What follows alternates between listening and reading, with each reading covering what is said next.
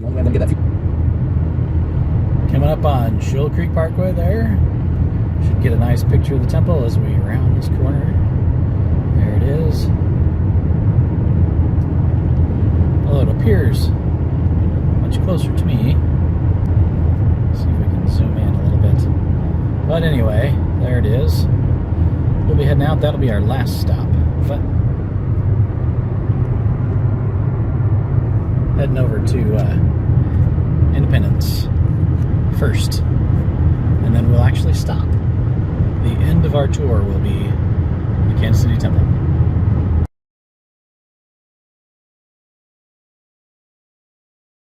Site where Joseph Smith dedicated the first temple to be built in Zion, the New Jerusalem, and here in Independence, Missouri.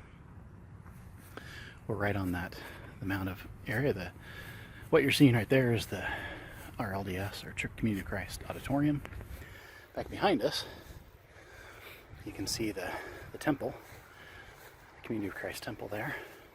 If you ever get out here, make sure you visit the temple and take a look, particularly at we've got a little museum down there that's got some really great artifacts from Joseph and Emma and early church.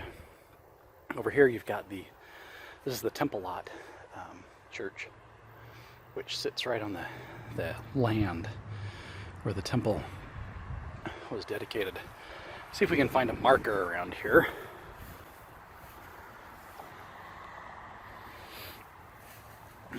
I'm gonna if you get up here on the ground, I can show you kind of.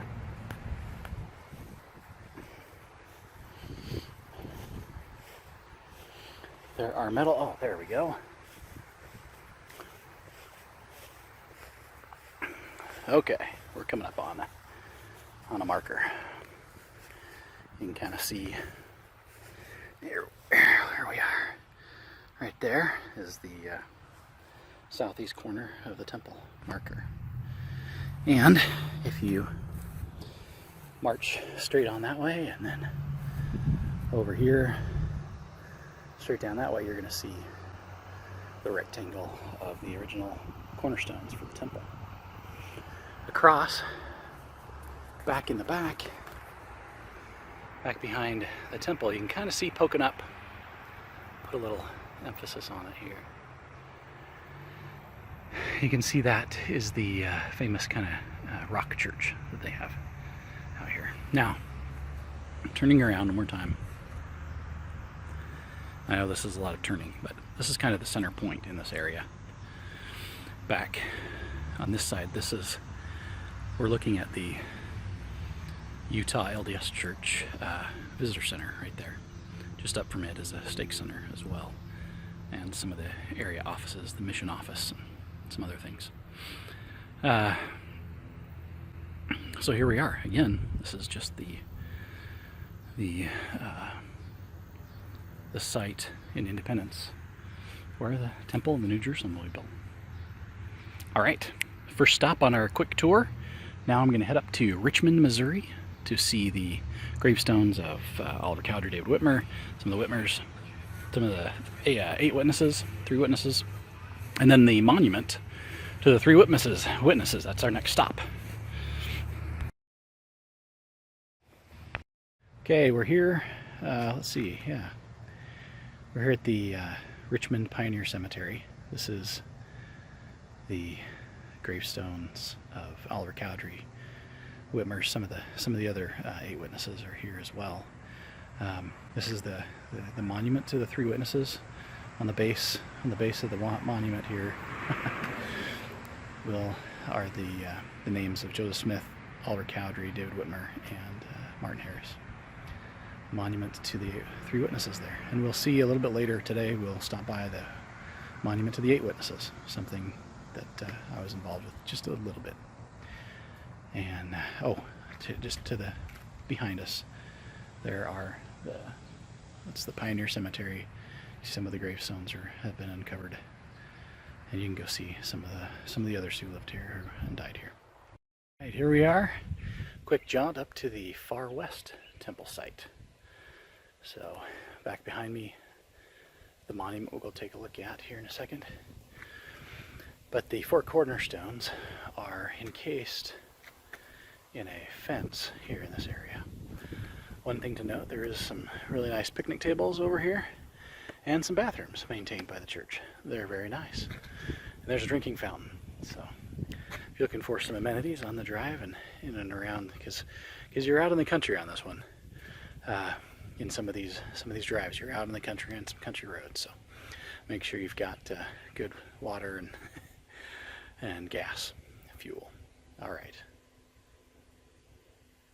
Just another quick video here. You can see behind me the monument. It talks about some of the revelations that were given in Far West, tithing for one. The Far West area was one of those very interesting times in the church where the saints kind of got tired getting kicked around, and we saw the first groupthink people show up in the form of the Danites, who would march around town and enforce and make sure that people were living the gospel the right way. We don't do that nowadays with guns and armed people. We call that Sunday school now, right? But yeah, the towns around here, we're going to go hit Hawn's Mill next. But this is where this is the only place where the church really has and members of the church kind of took it upon themselves to fight back a little bit and see what was going on. Alrighty, this again, the Far West Temple site, and we will catch up. We're going to head over to the, what did I say? Hawn's Mill. That's right. All right. All right. Well, here we are, Hawn's Mill. This is a really nice road to come down. This road over here, not a really nice road to come down. So Google points you to a road other than the Hawn's Mill Drive road. Don't follow it. It was a little crazy. All right. The area here is just, it's only recently purchased by the church from the Community of Christ. Has a little marker here that says Hawn's Mill, still spelled incorrectly. But I'll just give you a little view of this beautiful little valley, I don't know, just a nice little area wrapped by trees. The horrific events that happened here, you've, I'm sure, heard and learned about. Just walk down this way a little bit, and you can see the river where the women and children escaped the bloodbath while the men and boys went into that blacksmith shop. But back behind here, you can see the river where they would have escaped into the trees and hidden from the attackers. A sacred site in our history, and a place that you can come and contemplate the sacrifices that were made by those who went before us. So here we are, Adam-Ondi-Ahman, overlooking. This is the valley overlook here. You can see just a beautiful farmland.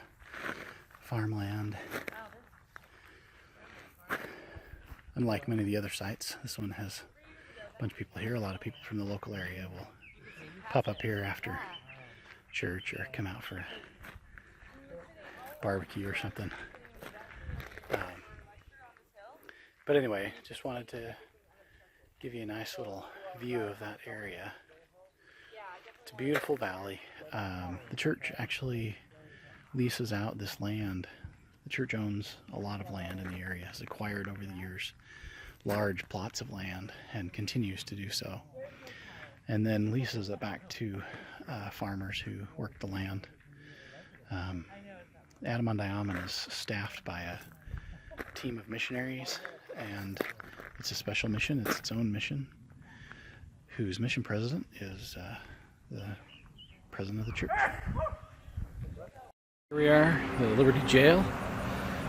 Something huge kind of going on here. I don't know what's going on. There's a lot of cars around. But, so from Adam-Ondi-Ahman to Liberty, quick little jaunt. I'm going to probably throw in a couple of videos or a couple of pictures from times I've been here previously. We've got some kind of fun pictures of things I've done here in the past. But anyway, we're going to walk over the Liberty Town Square, just down the street from us a little bit too. Pretty cool place to hang out. Anyway, quick little jaunt up from Adam-Ondi-Ahman down to Liberty. Okay, here we are at a beautiful little grove of trees on what was the Michael Arthur Farm. Some historical things happened here. This farm was where some of the members of the church that were kicked out of independence came and established a residence. It was here while the Zions camp, when they came into independence in Jackson County, seeking to help the Mormon displaced Mormons from Jackson County to get their land back, due to many different circumstances that we don't really need to go into here. The camp came into an area just a couple miles away from here, but then eventually Zions Camp was disbanded on this property, on the marker, on the Arthur Farm. You can see that this pillar is similar to the one for the 3 witnesses, and this one is dedicated to the 8 witnesses. This was done by local members. The local members that got together, they found that where the quarry was for the original monument. The original monument was done in, I believe, 1911. This one was done in 2011 on the 100th anniversary. If I remember my history right and the time there, this event and this monument was completed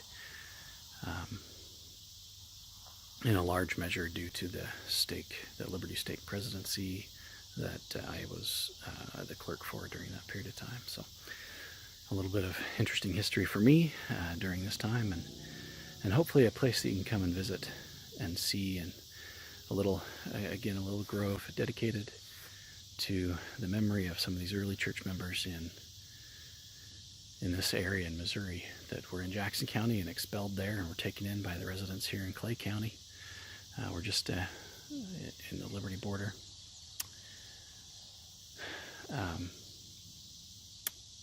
And then, of course, the county was given to them. The Far West was a county created. The area in Far West was a county created by Missouri for the Mormon settlers. That they eventually were driven out of there as well to go on to Nauvoo. But today's adventure has been some interesting historic sites here in Missouri that I hope you would come and visit. When you get out here, I'm gonna stop by the temple site real quick. It's just a couple miles down the road, and then I'll head on over to Kansas, where my hotel is and where I'll be going to work for the next few days. Anyway, thanks for coming along with me on this fun little jaunt. So here we are at the conclusion of the little historical trail that we went on today, culminating with the actual temple that's been built here in the Clay County, in the area of Liberty, Missouri. It's actually in Kansas City, Missouri. Let's remember, this is Missouri, even though it's the Kansas City Temple. It's in Missouri. They printed that wrong in the ensign. I thought it was kind of funny when they made the cards. But we're standing just right outside the gate, so you can see the little fountain right behind us. This is the spot. This is exactly the spot where I came out after helping tear down all the video equipment during the temple open house, the temple dedication. And I saw Elder Ron Walker out here. He was at the time the head of the temple department. Came out and he was taking some pictures of the temple. It had been a very stormy day that day, and if you've ever lived out here in the Midwest, when clouds roll in, it's just, you can't help but get a camera out and start taking pictures. And he had a little digital camera in his pocket that he was taking some pictures on, and I just thought that was so interesting. I had to come over and say hi and ask him about it. He's got people. He's got people to do that for him. He can get a picture of any temple all worldwide anytime he wanted. And he was so impressed by how beautiful the temple looked with that storm, with those storm clouds all around. Anyway, just a fun little story about the dedication of the temple. I got to be here during a lot of the open house. I was on some committees there and did a lot of work towards some of the operational aspects of the open house, helping provide logistics mostly. Our family just lived up the street here, a couple miles away, and spent a lot of time here. Carrie and I used to come and spend Saturday mornings. We would come and we'd be here in the temple. Anyway, this has been a great little trip down memory lane for me, and I hope that some of you enjoyed seeing some of the sights here in Missouri. It is now 6. Oh, I need to check the clock here. It is 7 o'clock here. So I started at 2:30 from the airport, and so that's, what was that? 4.5 hours or so to do that jaunt. Anyway, a lot of driving. I'm going to put a little map together for it, and hopefully you enjoyed this little trip with me to the sites in Missouri.